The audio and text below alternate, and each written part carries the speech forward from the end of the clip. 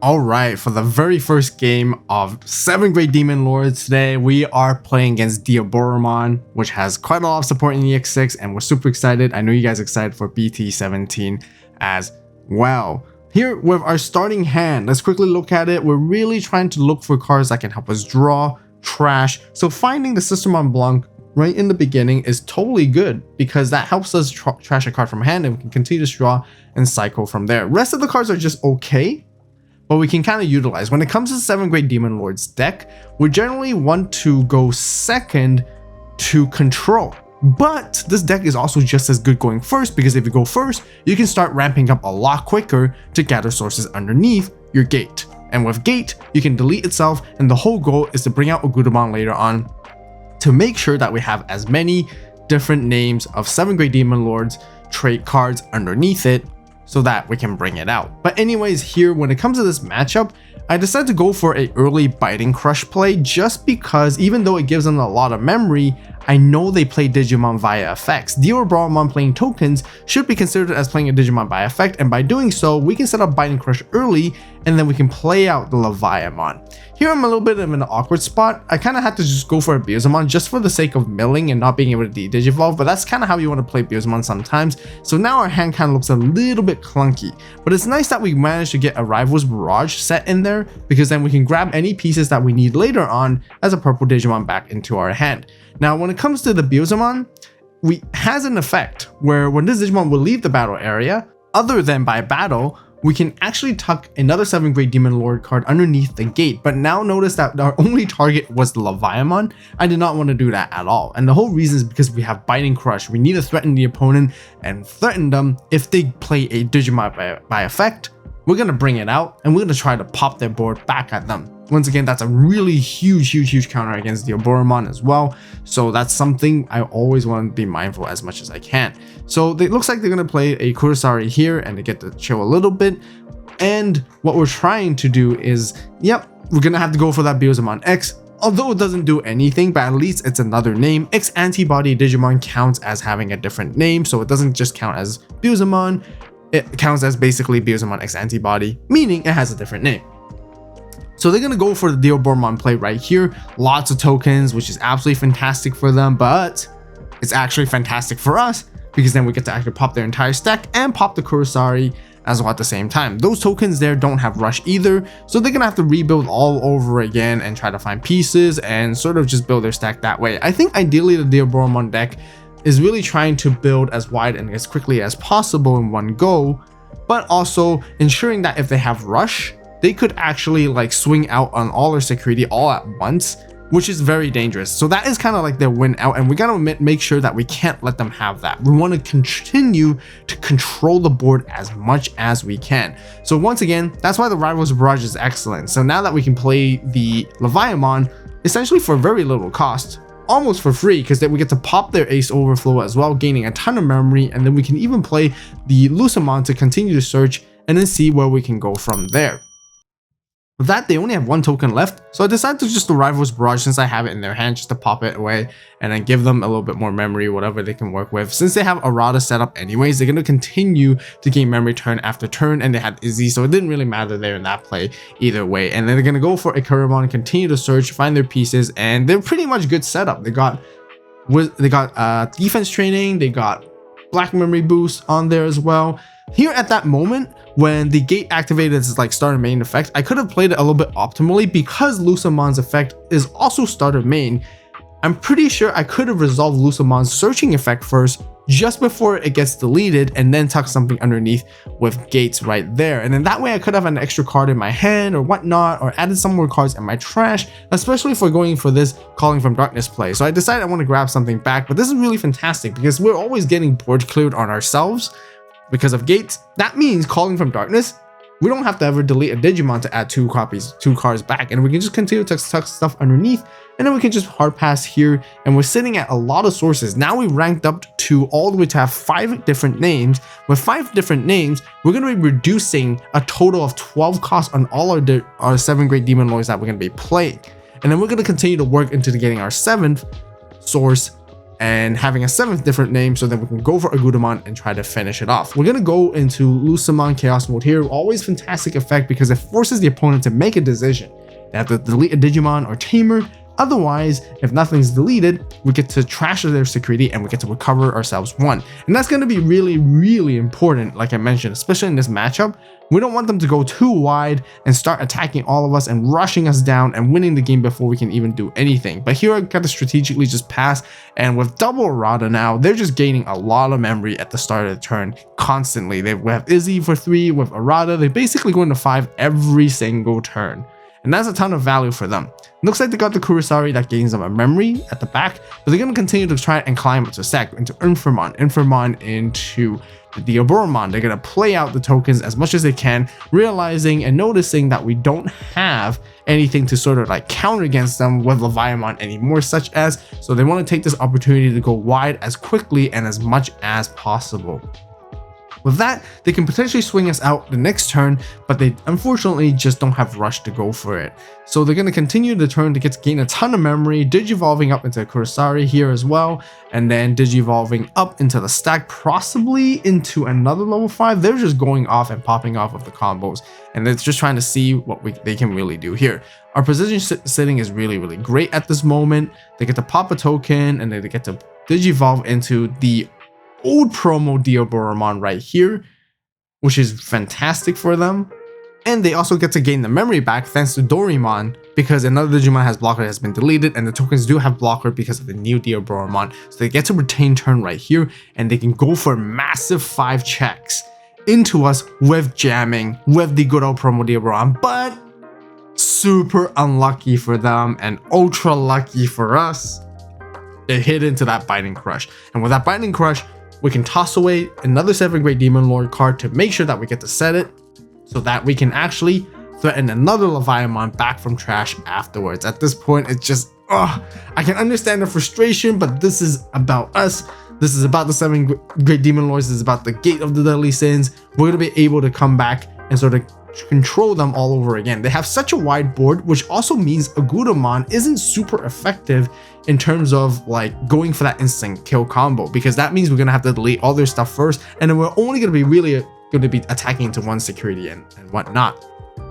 So here, I'm going to use Chaos Mode to bottom deck the lucemon from my trash so that I can bring out leviamon here for free, popping their stuff, and then gaining all that memory back, and then we get to put something underneath with Gate. And then we can finish it off with a Rune Mode here to sit on the board to clean out and wipe out all the rest of their tokens essentially, which is a really, really good counter against that deck especially. So then we're going to go for the Rise of the 7th grade Demon Lord, so we're going to tuck something more in, and now we are basically live essentially with 7 sources with different names, and they just have to answer. If they can't answer, we're gonna go for the Ogudamon combo, and we are gonna try to finish them off essentially from there. So in this position is great for us because we can also still swing with Rune Mode. We get to delete something afterwards later too. We get to recover and do a whole bunch of stuff. So here we can decide to go for a hard play on the Mamimon. Again, they have a lot of memory to work with, which is totally fine. And they're gonna set up another errata, trying to build as many cards as possible on their board so that we cannot finish them. But here we can math it out correctly.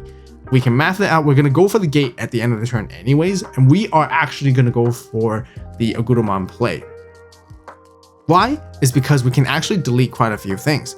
First of all, we can actually go for Rune Mode to attack and basically delete their Mamimon and recover 1. Right here now, we can go into our Ogudamon. By counting that they have 5 tamers, we can essentially go and put our 7 sources underneath to first delete something, because we put more than 4, so we get to delete a tamer, putting them down to 4, and then we're going to use it to swing out and trashing the rest of 3 security, going for game.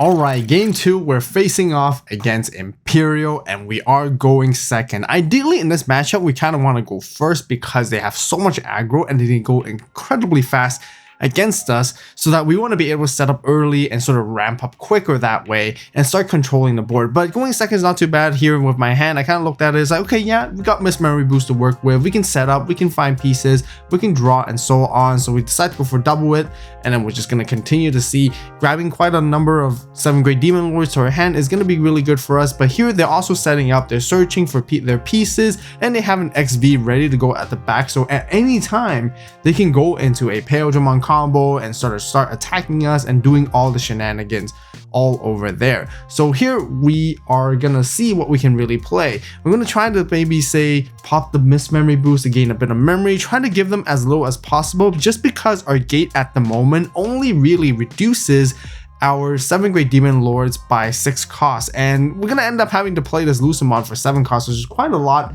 Trying to make them to force a decision when it comes to deleting their own Digimon. If not, they trash and we get to recover one. So we're trying to stay in the game a little bit as much as we can. This is why the Chaos mode is always really nice, because it can help us prolong our life a little bit longer. But they have that combo. They went into the Beelzemon here anyways and begin to start swing and suspending and doing all of that craziness essentially. But yes, also just quick shout out guys, if you guys haven't done so yet, be sure to get your Space Time Angel playmat. The link was dropped on the AVAULT store right now. Check out the details in the description box down below, and I really greatly appreciate the support. But anyways, back to the game here. They hard play the Davis Ken and they're just ready to go on. They have the Beelzemon. It's going to be difficult for us to remove because all of our removal are deletion based effects. So if we try to delete them, they're going to be able to partition out. And this is where the beelzemon really comes in clutch here fantastically. We get to mill 4 cards and we quickly count it. As long as we got 10 or more after milling, we can de-digivolve it, the stack, and then we can swing over it, taking out that Vmon, and then we can continue to play from there. But now we're back into this awkward position because here I can't really play anything else from my hand anymore. I utilize the cost reduction of the gates to go for beelzemon, and now I'm at 0 memory and I'm just stuck with a lot of 7th grade Demon Lords in my hand. I wanted to get rid of that Wormmon. I wanted to deal with their Tamer on the board too, but I'm going to have to give a lot of memory, so I kind of unfortunately have to hard pass. There's another argument that I can actually potentially go into Ogudamon by digivolving it on top of the beelzemon, but we're still paying 6 memory, which is quite a lot, just for the sake of chance of deleting their Wormmon or their Tamer if we're able to tuck up to like 4 sources underneath anyways. But they go into their full combo here once again with Beelzemon and swing, and this is where our security bombs really bites us back, unfortunately, because Rival's Barrage is going to delete it. They're going to partition, go into a second one, swing twice, essentially go into Dragon mode and Fighter mode bottom deck and beat us just so quickly, just like that.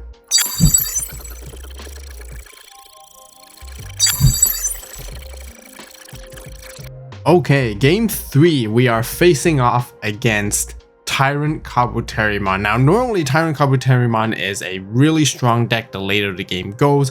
It has a lot of control tools. It can actually potentially bottom deck our Digimon, which is not what we want to see when it comes to 7th grade Demon Lords, because if they bottom deck us, we can't really delete things, add stuff to trash, and we won't be able to ramp up, but we have a lot of control tools as well. It can get scary because Tyrant Kabuteri and with the synergy of Shivamon, they can nullify all our options. They can nullify our Digimon effects as well, which is going to be pretty problematic if they ever were able to set up that kind of board. So as always, our hand is trying to look into search pieces in the early stages of games.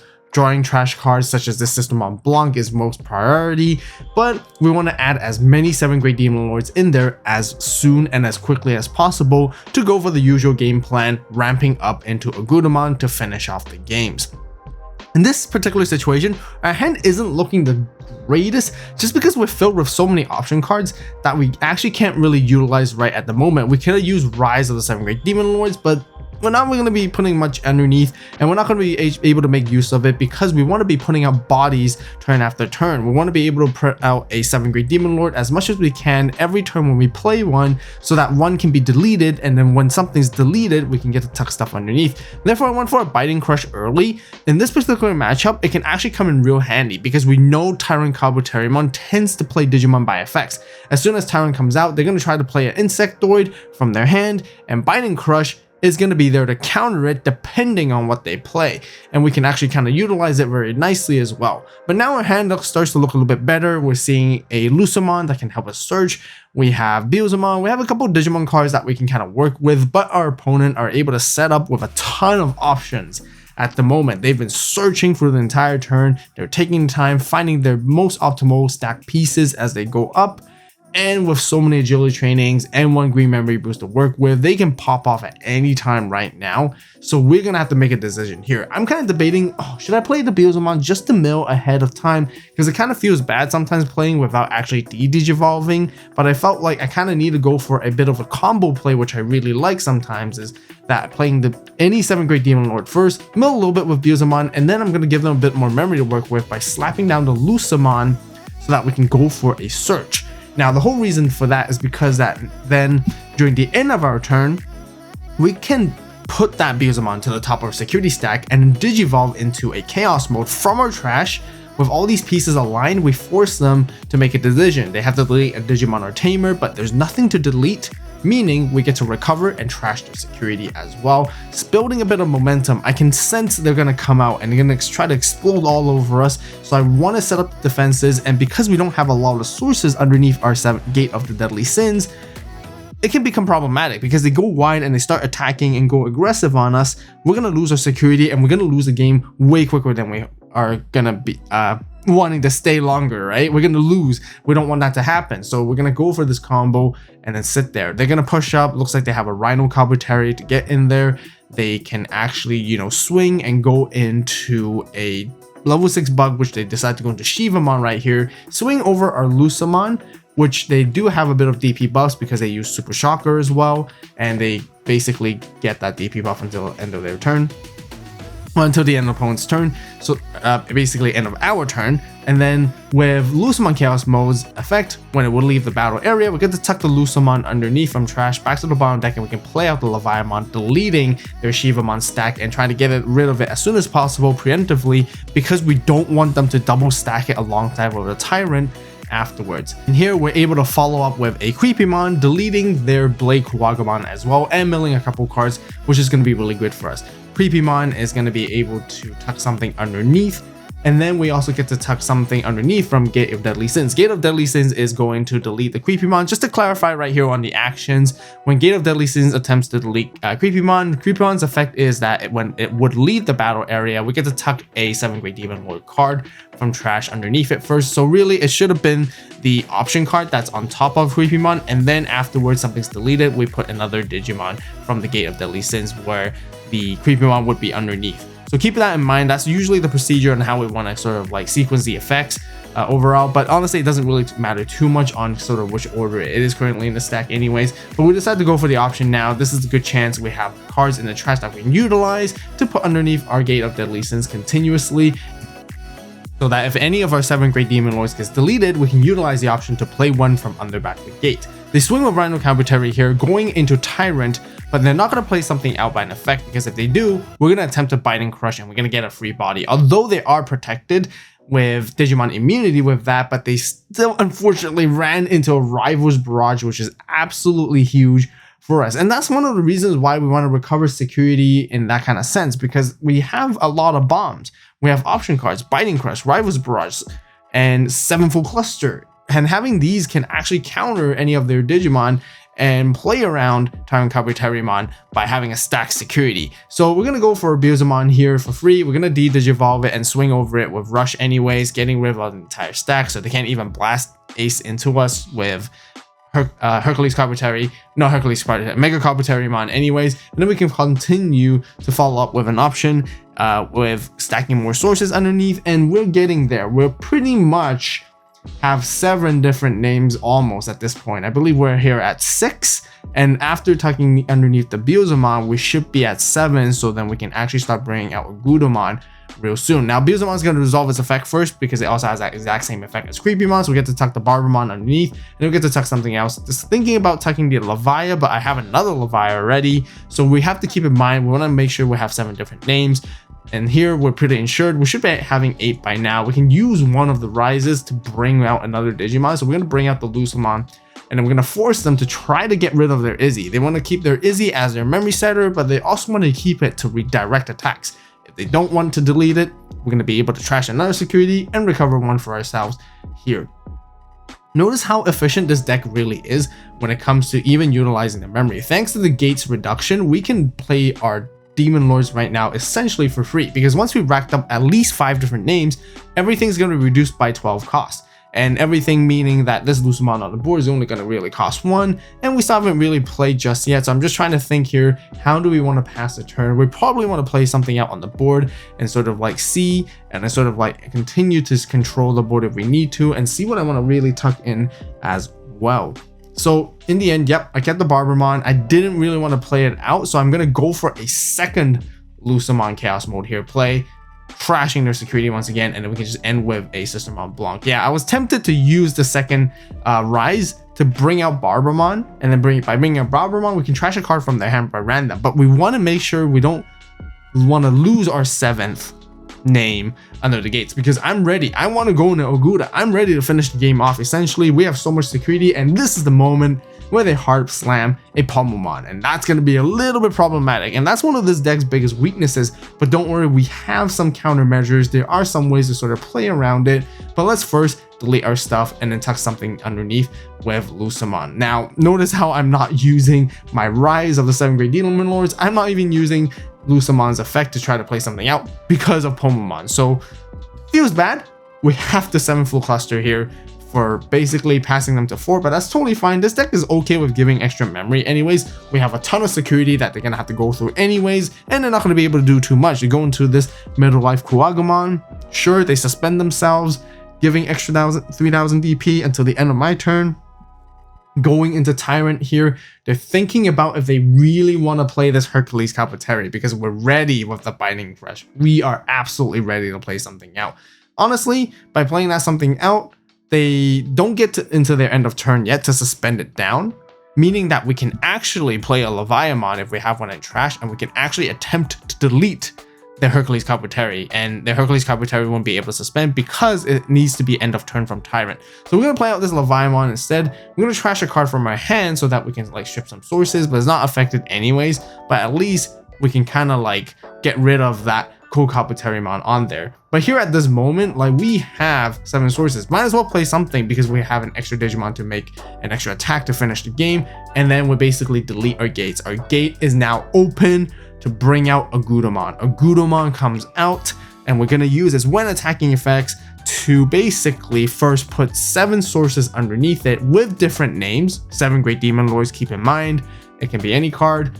It can be options, it can be Digimon, and then we get to delete, and we basically blow out everything that they have less. Yes, they have a redirect with Tyrant Carpeterimon, which is stronger and higher DP than we are, but that's totally fine because we have the Crocodile to finish on the side to get the game. Make sure to grab your copy of the Spacetime Angel playmat on the AVAULT store right now. As always, thank you guys so much for watching. You guys have a great day, great night, wherever you are. See you in the next video, and this is AVAULT signing out.